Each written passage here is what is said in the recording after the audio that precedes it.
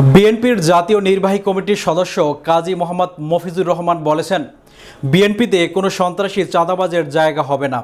ছাত্র জনতার বিপ্লবের মাধ্যমে আজকে নতুন করে বাংলাদেশ স্বাধীন হয়েছে। অভিযোগ করে তিনি বলেন, দুর্ভাগ্যজনক হলেও সত্যি আমরা সেনবাগে এর বিপরীত অবস্থা দেখছি।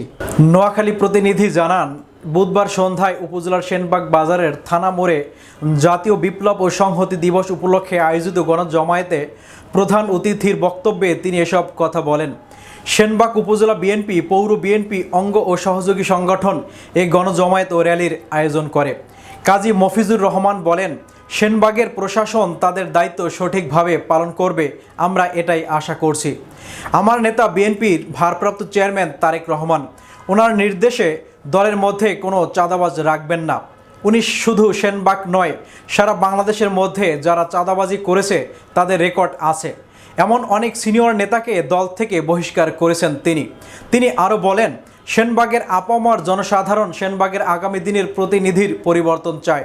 সেনবাগ বিএনপি অধ্যুষিত, এখানে কেউ অপকর্ম করে ছাড় পাবে না। এ সময় আরও বক্তব্য রাখেন জেলা বিএনপির উপদেষ্টা সদস্য ও সাবেক উপজেলা চেয়ারম্যান আবুল কালাম আজাদ, সেনবাগ পৌরসভা বিএনপির সদস্য সচিব কামাল উদ্দিন বাবুল, জেলা বিএনপির সাংগঠনিক সম্পাদক আনোয়ার হোসেন বাহার, সেনবাগ উপজেলা বিএনপির যুগ্ম আহ্বায়ক ওমর ফারুক, জামাল উদ্দিন বাবলু, সেনবাগ উপজেলা বিএনপির সদস্য ডাক্তার সৈয়দ নজরুল ইসলাম ফারুক প্রমুখ।